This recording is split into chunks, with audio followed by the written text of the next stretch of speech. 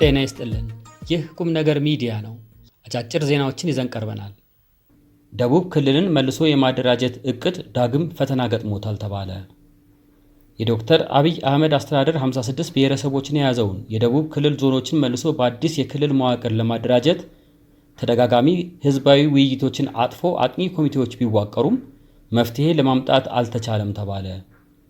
80 አባላትን ያካተተው ኮሚቴ ባለፈው ጥር ወር አንስቶ ሲካሄድ የቆየውን ጥናት አጠናቆ አሁን ላይ ያለውን የደቡብ ብሔሮች ብሔረሰቦችና ህዝቦች ክልልን ወደ 3 የተለያዩ የክልል መዋቅሮች መበተን የሚል ምክረ ሐሳብ ማቅረቡ ይታወሳል።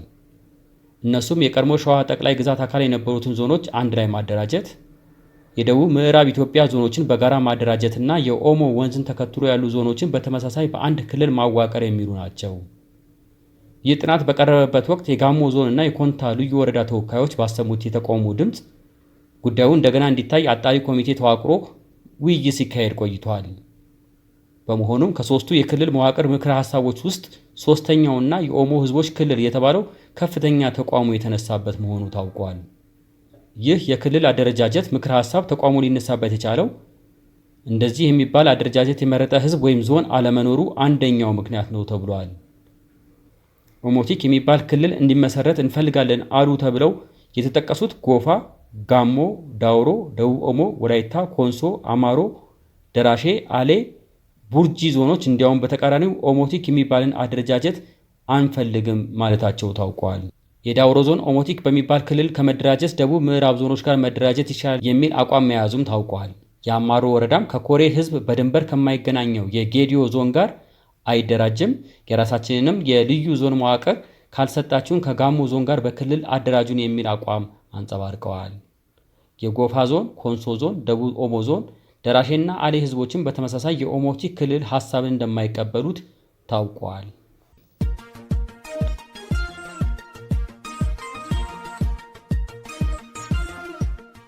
የጤፍ የባለቤትነት ጥያቄ ክስ በገንዘብ እጥረት ሳቢያ መመስረት አልተቻለም ተባለ። ከጤፍ የባለቤትነት ጥያቄ ጋር ተያይዞ የኔዘርላንድስ ድርጅትን ለመክሰስ ዝግጅት እየተደረገ ቢሆንም በገንዘብ እጥረት ምክንያት ክሱን ለመመስረት እንዳልተቻለ የኢትዮጵያ ብዝሃ ሕይወት ኢንስቲትዩት አስታወቀ። ለምርምር ተግባር በሚል ከኔዘርላንድስ ኩባንያ ጋር በተደረገ ስምምነት ወደ ኔዘርላንድ የተወሰደው የኢትዮጵያ ጤፍ የባለቤትነት ጥያቄ ማስነሳቱ ይታወሳል። ይህንን ተከትሎ ኔዘርላንድ እና ጀርመንን ጨምሮ 3 ሀገራት የባለቤትነት መብቱ የኛ ነው በሚል መከራከሪያ አንስተዋል። የአውሮፓ አእምሯዊ ጽሕፈት ቤት ለኔዘርላንድስ የባለቤትነት ማረጋገጫ መስጠቱን ተከትሎ ኢትዮጵያ የኔ ነው የሚል ክርክር ማንሳቷ ተገልጿል። ይሁን እንጂ በድርድሩ መስማማት ባለመቻሉ ጉዳዩ በፌዴራል ጠቅላይ አቃቤ ሕግ ተይዞ ወደ ክስ ሂደት ሊያመራ መሆኑን የኢትዮጵያ ብዝሃ ሕይወት ኢንስቲትዩት ለአሃዱ ሬዲዮ አብራርቷል። ሆኖም ጉዳዩ ከፍተኛ ገንዘብ የሚጠይቅ በመሆኑ መጓተቱን ኢንስቲትዩቱ ያስረዳል። ከጤፍ የተወሰኑ ምርቶችን ማምረት ከተሳካለት የኔዘርላንድስ ኩባንያ ጋር የጥቅም መጋራት ውል ተፈጽሞ ወደ ሥራ መገባቱን የሚያስታውሰው ኢንስቲትዩቱ ኢትዮጵያ እስከዛሬ ድረስ ምንም አይነት ጥቅም ማግኘት አለመቻሏን ያብራራል።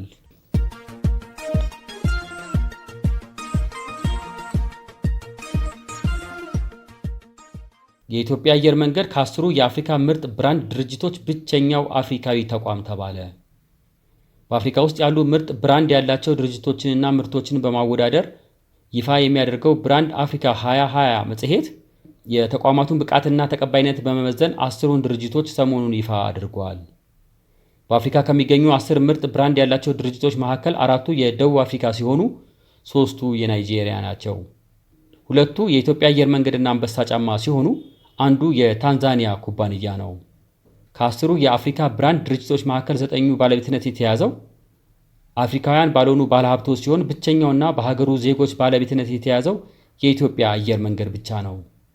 እሱም ቢሆን በጥቂት ዓመታት ውስጥ ከኢትዮጵያን እጅ ለማውጣት እንቅስቃሴ እየተደረገ መሆኑን የመጽሔቱ ዘገባ ያስረዳል።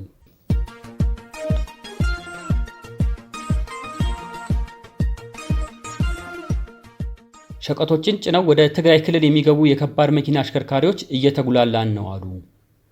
ከተለያዩ የሀገሪቱ አካባቢዎች ልዩ ልዩ ሸቀጦችን ጭነው ወደ ትግራይ ክልል የሚገቡ የከባድ መኪና አሽከርካሪዎች ወደ ትግራይ ክልል ከገቡበት ሰዓት ጀምሮ የሚፈጸምባቸው በደል አስከፊ መሆኑን ተናግረዋል።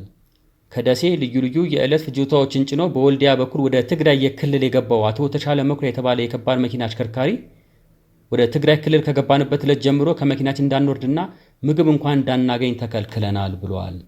ወደ መጸዳጃ ቤት ካልሆነ በስተቀር ከመኪናው እንዳንወርድ እንከለከላለን ያለው አሽከርካሪው ውሃ ሽንት እንኳን በሃይላንድ ላስቲክ መኪና ውስጥ ሆነን እንድንሸና እንገደዳለን ብሏል።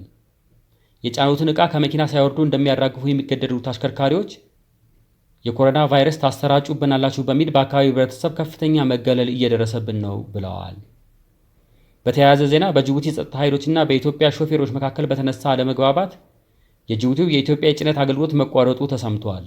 በኢትዮጵያ ሾፌሮችና በጅቡቲ ጸጥታ ኃይሎች መካከል በተነሳ አለመግባባት በጅቡቲ ወደብ ለኢትዮጵያ ይሰጥ የነበረው አገልግሎት መቋረጡን የመጓጓዣ ባለንብረቶች ማህበር ለአሜሪካ ድምፅ ሬዲዮ አስረድተዋል።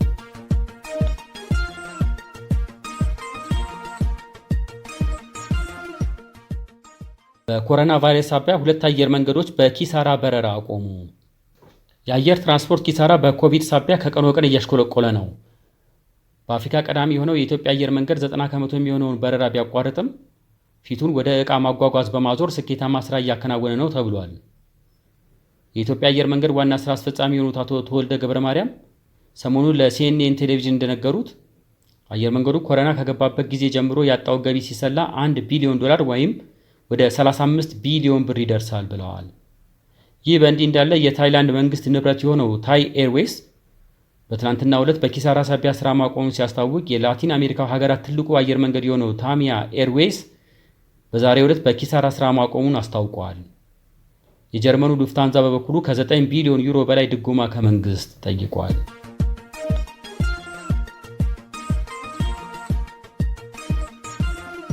ኢትዮጵያ ለዲፕሎማቶች ለይቶ የማቆያ ግዴታን አስቀረች። ኢትዮጵያ ከውጭ ሀገር የሚመለስ ማንኛውም መንገደኛ ለለይቶ ማቆያ በተመረጡ ሆቴሎች ለ14 ቀን ተለይቶ እንዲቆይ ያስቀመጠችውን ግዴታ ለዲፕሎማቶች እንዲሁም በሀገሪቱ ለተመዘገቡ ዓለም አቀፍና አህጉራዊ ድርጅቶች ሰራተኞች ማላላቷን አስታወቀች። የውጭ ጉዳይ ሚኒስቴር ለተቋማቱ በላከው ደብዳቤ ከማክሰኞ ግንቦት 18 2012 ዓ.ም ጀምሮ የሚመለሱ ዲፕሎማቶችና የየድርጅቶቹ ሰራተኞች በመኖሪያ ቤታቸው ወይም በየኤምባሲዎቻቸው ውስጥ ተለይተው መቆየት እንደሚችሉ ገልጿል። ውሳኔው የሚመለከታቸው በዓለም አቀፍና አህጉራዊ ድርጅቶች ውስጥ የሚሰሩ የዲፕሎማቲክና የሰርቪስ ፓስፖርት ያላቸው ሰዎች እንዲሁም የቅርብ ቤተሰቦቻቸው እንደሆኑ ይፋ ተደርጓል። የተጠቀሱት ግለሰቦች ከዚህ በኋላ መንግስት በለያቸው ሆቴሎች ውስጥ ራሳቸውን እንዲያገሉ አይጠበቅባቸውም። ነገር ግን የጤና ጥበቃ ሚኒስቴር ባወጣው መመሪያ መሰረት ለ14 ቀናት ያህል ራሳቸውን ለይተው እንዲቆዩ ይጠበቅባቸዋል ይላል የሚኒስቴሩ ደብዳቤ። ግለሰቦቹ ወደ ሀገር ውስጥ ከመመለሳቸው በፊት ለውጭ ጉዳይ ሚኒስቴር ራሳቸውን ለይተው የሚያቆዩበትን አድራሻ መጠቆም የሚጠበቅባቸው ሲሆን ሚኒስቴሩም ለሚመለከታቸው የመንግስት የሥራ ክፍሎች ሁኔታውን ያሳውቃል ተብሏል። ማንኛውም ተመላሽ በለይቶ ማቆያ ውስጥ ሊከናወኑ የሚገባቸውን ተግባራትን በተመለከተ የወጡ መመሪያዎችን የመተግበር ግዴታ እንዳለበት ሚኒስቴሩ ገልጿል ሲል ኢትዮጵያ ኢንሳይደር ዘግቧል።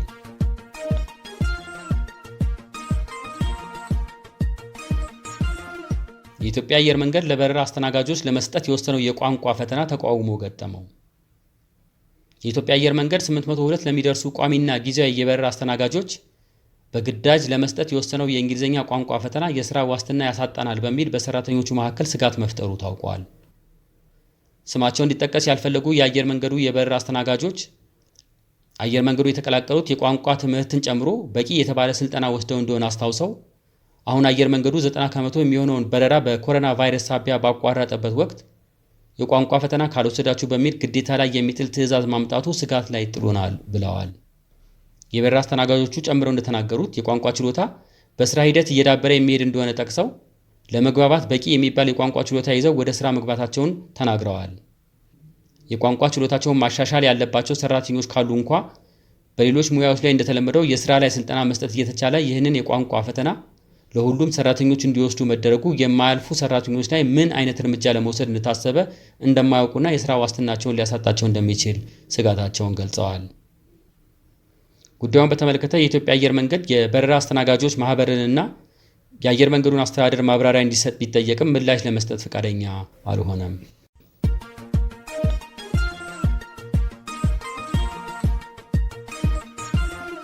ከቤት ውጪ ማስክ የማድረግ ግዴታ ሕግ ተግባራዊ በመደረጉ አቅም የሌላቸው ሰዎች እየተቸገሩ እንደሆነ ተገለጸ። የፌዴራል ጠቅላይ አቃቢ ወይዘሮ አዳነች አቤቤ ከቤት ውጭ በሁሉም ቦታዎች አፍና አፍንጫ መሸፈኛ የማድረግ ግዴታን የሚጥል መመሪያ መጽደቁን ያስታወቁ ሲሆን በብራዚል የነበረው መዘናጋትና ቸልተኝነት ከፍተኛ ዋጋ እያስከፈለ በመሆኑ አሁን ላይ ሕጉን ማጥበቅ አስፈላጊ መሆኑን ገልጸዋል። የመመሪያው መጽደቅ ተከትሎ በአዲስ አበባ በአነስተኛ የኑሮ ደረጃ ላይ ያሉ የህብረተሰብ ክፍሎች ያለ ማስክ ሲንቀሳቀሱ በፖሊሶች ተይዘው ወደ ጣቢያ መወሰዳቸው የመብት ጥያቄ አስነስቷል። የአፍና አፍንጫ መሸፈኛ ጭንብል መንግስት አነስተኛ ገቢ ላላቸው የህብረተሰብ ክፍሎች በነፃ ባላቀረበበት ሁኔታ አንድ ማስክ ከ10 ብር እስከ 15 ብር በማውጣት ለመግዛትና ለማድረግ የሚቸገሩ ወገኖች አቤቱታቸውን እያሰሙ ነው። በተለይም በስቴዲየም ዙሪያ በየዕለቱ የነፃ የምግብ ስርዓት ተካፋይ የሆኑ ግለሰቦች ማስክ አድርጋችሁ ካልመጣችሁ ምግብ አትመገቡም መባላቸው ቅሬታቸውን አሰምተዋል። ምንም እንኳን መንግስት ከቤት ውጪ ማስክ አድርጎ መንቀሳቀስን ግዴታ ቢያደርግም ማንኛውም አይነት ጨርቅ በመጠቀም አፍና አፍንጫ መሸፈን ግዴታ ያደረገ በመሆኑ በሻሽ በሹራብ እጀታና በሌሎች ጨርቆች አፍና አፍንጫቸውን ሸፍነው ምግብ ለማግኘት የተሰለፉ ሰዎች መበራከታቸው ታይቷል። ጉዳዩን በተመለከተ የተለያዩ የበጎ አድራጎት ተቋማት አቅም ለሌላቸው ወገኖች የአፍና አፍንጫ መሸፈኛ በነፃ የሚያድሉበት መንገድ እንዲመቻችላቸውም እነዚህ ወገኖች ጠይቀዋል።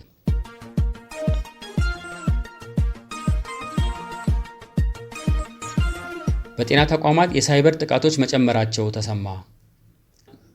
የኮሮና ቫይረስ ወረርሽኝ ዓለምን እየናጠ ባለበት በዚህ ወቅት መንግስታት በጤና ተቋማት ላይ የሚሰነዘሩ የሳይበር ጥቃቶችን መከላከል እንደሚገባቸው ሳይበር ፒስ ኢንስቲትዩት የተባለ ዓለም አቀፍ ተቋም ጥሪ አቀረበ። በሁሉም የዓለማችን ማዕዘናት ዓለም አቀፉ ወረርሽኝ ኮሮና ቫይረስ መከሰቱን አስታኮ በዓለም ዙሪያ የሚገኙ ጤና ተቋማት ከቅርብ ጊዜ ወዲህ የሳይበር ጥቃት ኢላማ መሆናቸውን ሳይበር ፒስ ኢንስቲትዩት አስታውቀዋል። የኮሮና ቫይረስን ለመከላከል በግንባር ቀደምትነት እየተሳተፉ ያሉ የሕክምና ተቋማት እና ድርጅቶች ላይ ያነጣጠሩ የሳይበር ጥቃቶች ባለፉት ጥቂት ሳምንታት ብቻ በከፍተኛ ደረጃ መከሰታቸውን ኢንስቲትዩቱ ጠቅሷል። ይህ የሳይበር ወንጀለኞች ተግባር የሰዎችን ሕይወት አደጋ ላይ የጣለ ሲሆን ወሳኝ የሆኑ ተቋማትም አቅም በማዳከም አገልግሎቶችን በማስተጓጎልና ጠቃሚ የሆኑ የቁሳቁስና የኢንፎርሜሽን አቅርቦት ስርጭቶችን በማዘግየት ለታማሚዎች መድረስ የሚገባው ሕክምና በወቅቱ እንዳይደርስ ያደርጋል ብሏል።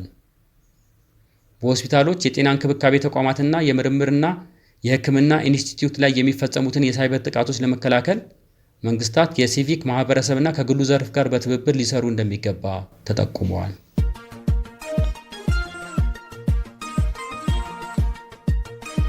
በኮሮና ወረርሽኝ ሳቢያ የኢኮኖሚ ጉዳቱ የከፋ ሊሆን ይችላል ሲሉ ፕሮፌሰር ብርሃኑ ነጋ አስታወቁ። ኢኮኖሚስቱና የኢዜማ መሪ ፕሮፌሰር ብርሃኑ ነጋ ከዕለታዊው አዲስ ዘመን ጋዜጣ ጋር ባደረጉት ቃለ ምልልስ በወረርሽኙ ሳቢያ የሀገሪቱ ኢኮኖሚ ከፍተኛ ተጽዕኖ ላይ ይወድቃል ብለዋል። በእንዲህ አይነት ወረርሽኝ ወይም ሌላ ምክንያት የኢኮኖሚ እንቅስቃሴ ወትሮ ከሚሄዱበት ፍጥነትና ጥንካሬ ባነሰ እንዲሄዱ ሲደረጉ በምርትና በአገልግሎት አሰጣጥ ላይ በጣም ብዙ መቀዛቀዝና ጉዳት ይመጣል ያሉት ፕሮፌሰር ብርሃኑ ይህ ትልቅ ሳይንስ የሚፈልግ ምርምር አይደለም ብለዋል። ሰዎች የሚያመርቱት ስራ ሲሄዱ ብቻ ነው። ሰዎች መገበያየት የሚችሉት ከቤት ሲወጡ ነው። መምህራን የሚያስተምሩት ልጆች ትምህርት ቤት ሲሄዱላቸው ነው። ሰዎችም ከቤታቸው ሲወጡና ሲገቡ የትራንስፖርት አገልግሎት ይኖራል ያሉት ፕሮፌሰር ብርሃኑ ይህ ሲቀንስ የሀገር ኢኮኖሚ ይጎዳል ብለዋል። ዓለም አቀፍ እንቅስቃሴ ሲቆም የቱሪስት እንቅስቃሴው በዛው ልክ ይቀንሳል ያሉት ፕሮፌሰር ብርሃኑ የቱሪስት እንቅስቃሴ ሲቀንስ ከቱሪስት የሚጠቀሙ የኢኮኖሚ አካላት ማለትም ከሆቴሎች ጀምሮ እስከ አስጎብኚዎችና የመኪና አከራዮች እንዲሁም ተያያዥነት ያላቸው አካላት በሙሉ ችግር ውስጥ ይገባሉ። በዚህም በወረርሽኙ ሳቢያ የሚደርሰው ጉዳት ከፍተኛ ነው ብለዋል። ይህ አስቸጋሪ ሁኔታ ሲመጣ የኢኮኖሚ ጉዳቱ የከፋ ይሆናል ያሉት ፕሮፌሰር ብርሃኑ የኢኮኖሚ እንቅስቃሴ የሰውን ሕይወት ለመጠበቅና ለመታደግ እስከሆነ ጊዜ ድረስ የሰውን ሕይወት የሚያጠፋ አደጋ ሲመጣ ቅድሚያ የሚሰጠው የሰውን ሕይወት ማዳን መሆን አለበት ብለዋል። ይህ ቁም ነገር ሚዲያ ነው።